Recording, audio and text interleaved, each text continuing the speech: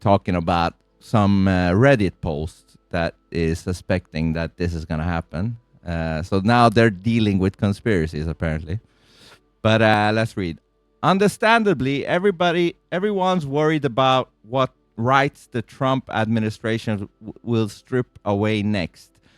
There are rumors of a martial law swirling on the internet, but how much truth is there to this? Let's break down this rumor piece by piece. Reddit user I am Arik posted the thread, "What's going on with people?"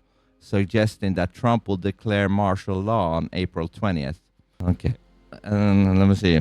So when Trump took office on January 20th, one of the first executive orders made was the declaring a national emergency at the southern border of the United States, which he declared, quote, "A national emergency exists at the southern border of the United States. I hereby declare that this national emergency requires use of armed forces." Essentially, in the order, he directs the Secretary of Defense and the Secretary of Homeland Security to submit a joint report to the president about whether he should invoke the Insurrection Act of 1807 within 90 days. Typically, the military cannot be used against U.S. citizens, even acting as police, due to the Posse Comitatus Act of 1878. The Insurrection Act of 1807, however, gives the president emergency powers to use the military against citizens during times of civil disorder, insurrection, or rebellion. January 20th, 2025 plus 90 days equal April 20th. Okay. So what's all this about? Apparently, when you add Trump's 90-day deadline to decide on invoking the 1807 Insurrection Act to January 20th, 2025, the date he was inaugurated, you get April 20th. This is creepy because that's actually Hitler's birthday. I wonder if Trump is trolling with that one. But before we dive deeper into that, let's talk about what the 1807 Act is. What is the Insurrection Act of 1807? The Insurrection Act of 1807 was passed on March 3rd, 1807, and is one of the most controversial federal laws in American history.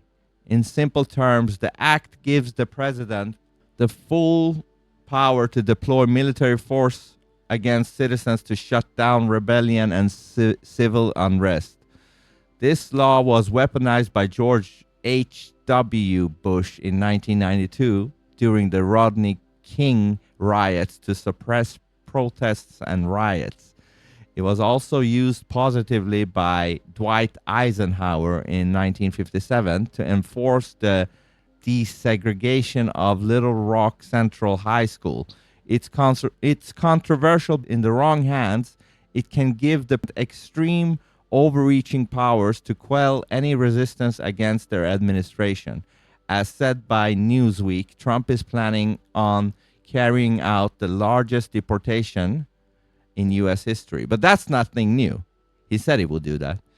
Will martial law actually happen on the date that the rumors talked about? It's important to note that invoking the Insurrection Act and invoking martial law are two different things. Will Trump invoke martial law? As said by Brennan Center for Justice, the President of the United States does not have the authority to invoke martial law. Martial law as a concept is very hazily defined, and there is no one-size-fits-all definition. In common language, it usually means suspending legal rights and enacting an unilateral military rule on a country's population. You may remember when South President Yoon Suk Yeol attempted to invoke martial law back on December 3rd, 2024.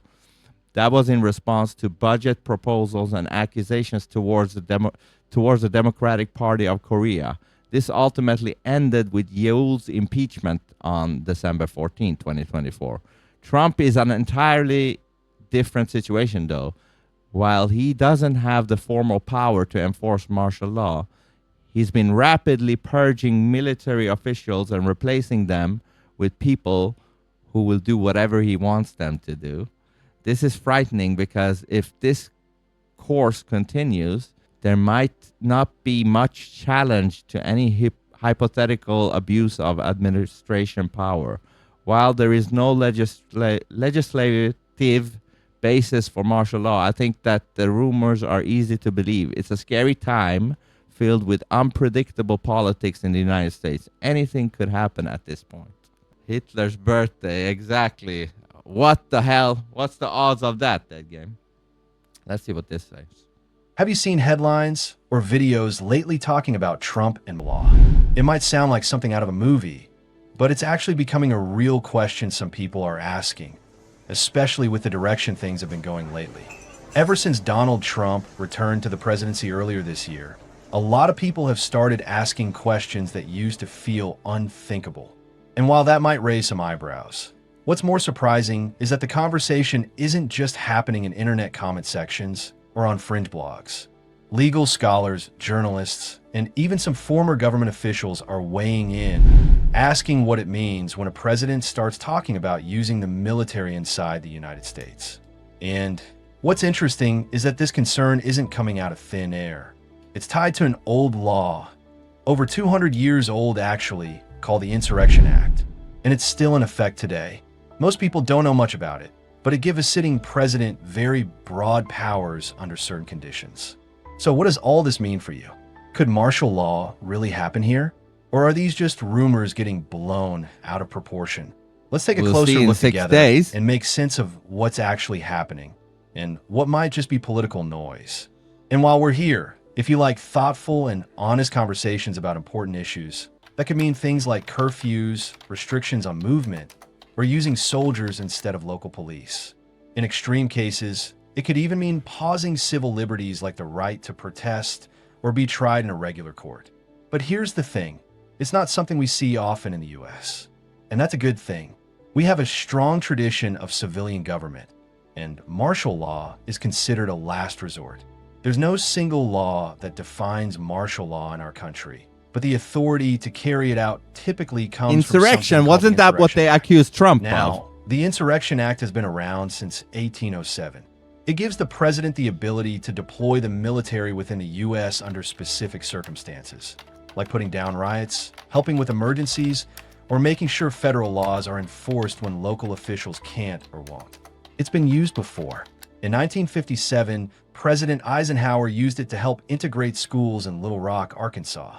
In 1992, President George H.W. Bush used it during the Los Angeles riots after the Rodney King verdict. In both cases, the goal was to restore public order during moments of chaos. So this isn't new. But what makes people nervous now is how and when that power might be used going forward. Now fast forward to January 2020. If Biden didn't open the borders, then you wouldn't have to worry about this. On inauguration Why don't you go and ask Trump Biden? Signed an executive order declaring a national emergency at the southern border.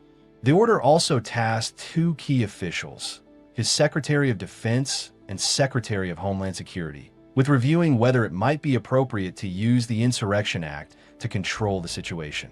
That report is due April 20th. On its own, that's a procedural step. Presidents often ask for reports or assessments like this. It doesn't mean anything will happen automatically.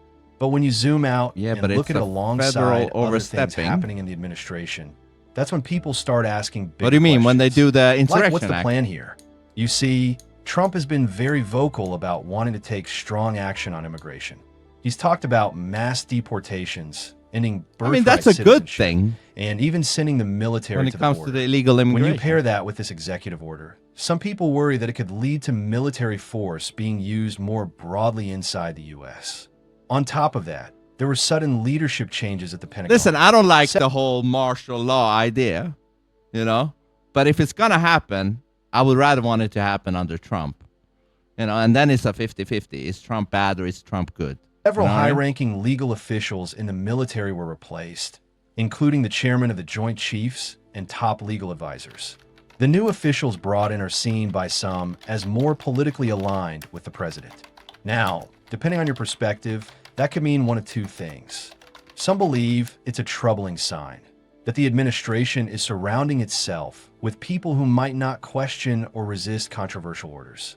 That's especially concerning if those orders involve military deployments on U.S. soil.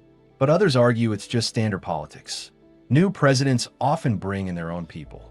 It happens with every administration. Yeah, of course. And having loyal cabinet members isn't unusual.